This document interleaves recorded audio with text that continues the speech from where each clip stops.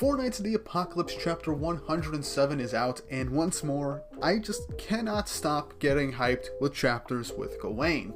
I loved it with her first introduction, and we're already a year into her introduction and her being a part of the story with all four knights assembling, and now she's taking on 6 Chaos Knights by herself in this chapter, and we get more insight into who she is as a person and why she even left Camelot in the first place.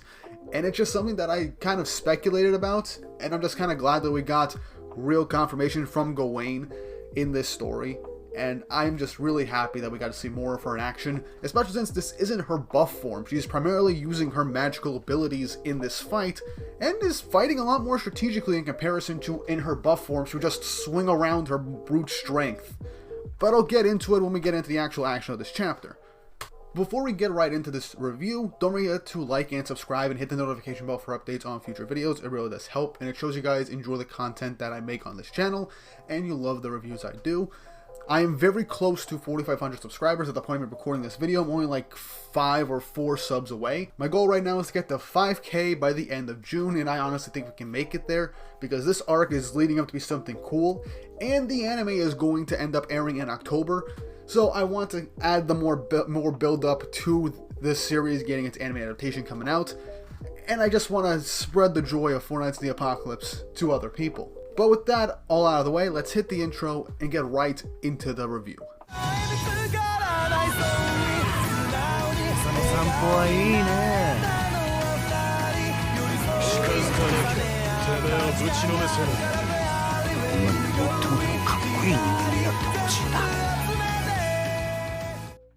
So chapter 107 of the Four Knights of the Apocalypse, titled The Wild Child Solitude. And I just like that the cover image is just Gawain floating there, facing off against these 6 Chaos Knights. And the chapter just starts right with the action, with the knight with the 3 heads. I'm not going to remember all of their names. I'm just going to say this right now, I'm not going to remember all their names, because I doubt we're going to get characterization for each and every one of them, and they're going to be important. So the knight with the 3 faces attacks Gawain, calling her by name, and a Knight of the Apocalypse. Gawain says a spell, and she then evades this knight and gets behind him. The ranger knight begins to stab with their rapier at Gawain, but she manages to teleport out of the way at the very instance. And something I just want to mention real quick, because you're going to see it, it's not super subtle. Gawain keeps tapping each and every individual knight.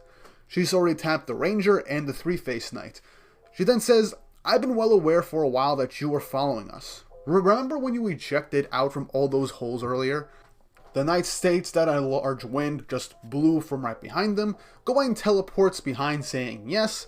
She then taps that knight, teleports away, and the knight with the bird head, I think it's an eagle or a seagull egg, I don't know, I'm just gonna say bird helmet, states, "Our fall was stopped by the purgatory beast we summoned." She says, yes it was. So this event is really just saying how Gawain went all 007 in a sense, and just snuck in to their group unaware for presumably at least an hour maybe.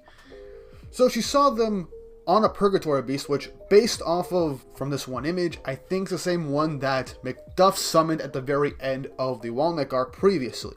Anyway, Gawain notices, chants a spell, literally teleports Rosebank, the knight that she swapped places from, and then begins to transform in that one instance to disguise herself as this knight, saying that they were all so absorbed in their fate of just falling and trying to save themselves from, dying from falling from like hundreds of feet in the air, presumably. They didn't even notice that she swapped places. The eagle then states, but then the real Rosebank, as Gawain says, "Well, what do you think? I was in mid-air and we traded places." She taps the bird helmet guy, as Gawain continues to taunt him by literally stating that Rosebank's fate is literally one of 2 things that's going to happen. Either fall from so high up in the air and die from the fall and become demon food, or survive, break an untold amount of bones, and then become demon food. And obviously the bird-headed knight gets enraged and tries to slice up Gawain, which didn't do so well when his allies tried it, and Gawain also teleports away once more. Now this part I actually kind of find cool. We have all 4 of the knights that Gawain managed to tap and evade in this chapter up to this point. They state that whether she's Arthur's niece or not, she can't continue to live. They have to finish her off now. She's a sorcerer, she's wide open when casting a spell. And you notice in the first panel, there's like blur lines, there's speed lines to show that they're going at top speed. But in the next one, the lines are, if we catch her there, don't give her time to counter us. We see the lines start to get more and more faded away, with the final panel with them just talking slowly, with them seemingly not moving an inch with no motion lines. As Gawain appears from behind them, she says, super slow. They couldn't even kill a box turtle by now. So when she tapped each and every one of these knights, she basically cast a spell to make them go incredibly slow, just go in slow motion. And I just cannot wait. When this gets animated in like season 2 of Four Knights of the Apocalypse, I honestly really want this to be animated in a really cool way, to the point where the viewer will have to notice as well. But this one instance is honestly really cool because it's manga with each individual panel.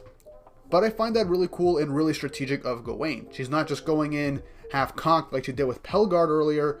She is literally just, well, being strategic, trying to take them out as efficiently as possible while also goading them. And I just find that really cool. She kind of learned her lesson in her fight against Pelgard and against her fight against the Chaos Galland and Malaskala attack, showing that she has matured a bit in this short time. Also, this is a real Merlin move right now, just to troll the enemies in this instance and just be like, yeah, I'm not dealing with you guys right now. I admit that is kind of a Merlin move that she just pulled, and I love it. Anyway, Molnech says that she's a vile woman, as she goes on to say, you seem to understand logic. She then asks him for a favor, to tell Arthur to stop bothering her from now on. Molnech says, look, little lady, there's still time, you know. Time to return to Camelot and beg His Majesty for forgiveness. She then uses an exterminator ray to knock off Molnech's helmet, and I like that we got the panel of it just falling off. She calls him ridiculous, truly the mad jabbering of a common fool. I will never serve nor bow down to anyone else. Molnech then basically gets his composure back and says, yes, perhaps we're all commoners, but there are those we cherish, people we risk our lives to fight. As we know, he does care about his nephew, and I wonder how he's going to feel when he sees Percival, knowing, and if Percival does say that he is Ironside's first child. There is some things that are kind of curious about this, and the end of the chapter does make me consider maybe something's up with Percival also, as we've all kind of speculated. Anyway, we get a nice image of Gawain just really pissed off at him as he goes on to say, you meanwhile have nobody you love. The concept of love is beyond you. You'd never understand. Your father raised you, your uncle gave you everything, but you never felt love for them. If that makes you exceptional, then I will gladly be chosen to be a commoner any day. Gawain, you wanted for nothing in that world. What is your complaint? As this just continues to make her angry. And I like this bit right here, where Gawain is being told that she basically doesn't know the concept of love by this knight. And I'm going to continue to praise this section because I honestly really like it, but this adds another level of depth to Gawain, kind of showing why she's so extreme in her personality and everything she's done. She doesn't really understand the concept of love or feels love for others from what we get from this, and she herself even admits this in her little rant that she goes on in just sheer frustration, and I'll get into what she says in a second. But I just like the idea that Gawain has this flaw or this question as to why she doesn't understand the concept of love or feel love for others, and that honestly piles onto her. And I really do like this because you get to understand that she is going through her own stuff, and there's things that she does not understand about herself, and she wants to know. She wants to know why she feels this way, and it's just very intriguing. It makes her a much more layered character than I was expecting, and I am all here for it because I've just been in love with Gawain as a character for a while, and I just like that we're getting more depth to her. And this gets more enforced with what she ends up stating in her frustration. She was fed up with everything in that world. She didn't like the fact that everything was basically handed to her. She basically didn't want all that. She found none of the answers she wanted in that world. What is she? Who gave birth to her? Why is she interested in only women? And why is she the only one unable to feel love for anyone else? Which, honestly, I like it. Outside of the love thing, it also says, Yeah, 100%. Gawain just doesn't know who she is, or even this also gives who she doesn't even know who her actual mother is. She only knows her father and her uncle, and presumably her grandparents, but she doesn't know her mother. She doesn't even know why she only has these types of interests for women. And I think this is actually pretty cool, because you don't actually have many shonen main characters, or even people in like the main core cast or title cast, that are, well, gay or LGBTQ. And I actually think this is actually a pretty nice addition, if I'm being honest. And I like that Gawain herself is questioning these things about herself and wondering if there's like, based off the dialogue and her frustration, why is she different from everyone else? Why does she not know these things? This is something I want to find out. Being in this environment, I can't understand myself more. I actually like this. This is pretty good. And so far, I am not an expert. I'm going to ask some friends of mine that are in the LGBTQ plus community about this, if this is being handled well. I am obviously not a member, so I haven't gone through these types of things. So I just want to ask them in their opinion to see if this is being handled well. Based off of how things have been done so far, I think she's being done very well and being given justice towards it. But that's all I'm going to say in the matter. I might make a video on this in the future with a friend of mine. So I'll leave it at that for now. I just like that Gawain is questioning herself through her environment and who she is, and she left so she can find the answer and discover herself. But moving back onto the chapter, she then says, whether my Uncle Arthur knows or not, he always dodged the question. But not them. They all face up their problems, using their powers to try and find an answer. And Moltech does end up kind of condescendingly stating, and so, if I go with these people similar to me, I might be able to find my answers. On a quest to find yourself, eh? Ah, youth. I like how he's literally distracting her. This is a distraction, but also kind of being a bit condescending towards her as well, which pisses off Gawain even more. Fueled with rage, it seems that she is about to attack Moltech, but then, briefly, she is knocked unconscious by the squid-faced knight, which I am 100% convinced is Nanashi, based off of the goddess buff from the last chapter. And he also, someone pointed this out on Twitter, right before I got onto this chapter, that the sword he's holding is a katana. You don't see anyone else in the series of Seven Deadly Sins using an actual katana. So this does add up to the fact that he might actually be Nanashi, and this is more or less kind of confirms it. Gawain is knocked out, and Moltech then commends the knight, and grabs Gawain's unconscious body, stating, listen, my lady, some advice from a man who's seen a thing or two. There are a lot of people out there better off not knowing who they are at all. As we then cut to Percival healing Rosebank with the demons surrounding. Now, really quick, I think Moltech knows that maybe some things aren't as they seem. It's very possible that he just doesn't want Gawain to know who she is. Maybe he knows the secret of who Gawain is, who her mother is, etc. Or maybe he does know about Percival and what or who he actually is, or even something up with his nephew perhaps, or his brother-in-law or Arthur, and him stating the line, it's better off for some people not to know who they are at all. That's an interesting thing to say. I mean, he's been around for a while, so he's very possibly seen a few things, but that's an interesting choice of dialogue, and panning over to Percival. So this is definitely going to add into the eventual reveal of the mysteries behind Percival. And I'm curious to see what's going to happen with Gawain since she is unconscious and what they're going to do with her. I hope she gets out of this, because I do not want her to just get taken away from the main group in this instance at all. But we'll have to wait and see. Anyway, Percival heals Rosebank, and Rosebank is confused as to why Percival healed them, and Percival's like, yeah, I'm not exactly sure why I healed you either, which shocks Rosebank as Percival's being all wholesome. Nazienz obviously is not happy with this and says, don't blame me if this results in something you can't take back. And Percival goes over to Nazienz and says, but Nazienz, as Rosebank then runs away, as he then goes off somewhere else, with Nazienz just walking in the opposite direction. Percival running towards Nazienz, asking if he's angry at him, but then he hears a shout from Rosebank, who found the dragon handle? Oh, Percival, I love you, bud, but you should have looked around more before healing the man. Okay, I'm being a little too harsh here. Obviously, he sees an injured person. He's going to heal them. That's just his nature. But the fact that this bit him in the ass so quickly is comical and frustrating at the same time. The second he heals this knight, it runs off, finds the handle in that direction, and then promptly disappears as Percival goes off to try and get it. Which, yeah, hilarious. Not good. It is not good. In this instance, they lost the only piece of the Covenant of Eternal Darkness that they do have. Anyway, moving on. Tristan meets Zeldris. Again, actually. He says, "It's nice to see you again, Uncle Zeldris. You might be wondering why we're in the demon world." But Zeldris says, "No, I heard it all. You're looking for a door to Camelot that appeared." As Tristan excitedly says, "Yes, I am." But Zeldris says, "I'd suggest staying away from it."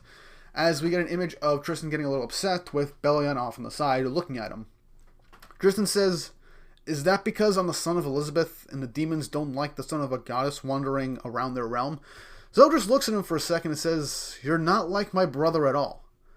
As Tristan says, "Yeah, people say I look like my mother," but Zeldris says, "That's not what I'm talking about. I'm not talking about looks. My guess is primarily personality. Meliodas has always been like straightforward, nonchalant about things, not caring what other people think, and just doing whatever the hell he wants most of the time. So that's probably it." And Tristan is very anxious regardless. He can be pretty anxious about what people think of him, and it seems like he might still be a bit ashamed or scared of his demon powers to an extent due to him losing control a few times. And maybe Zeldris could pick up on that. But I can tell he's not being condescending. Zeldris is probably just pointing out the difference between the father and son pair. But Lancelot just jumps in and says, "Alright, fine. Can you quit stalling and just tell us, why don't you want us looking for the door?" Zeldris just says, "Finding the door isn't the issue. The problem is the time and the place."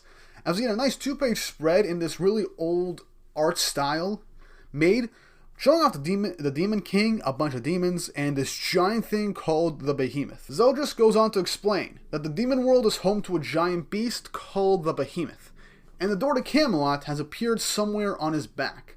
Worst of all, said beast has now awakened.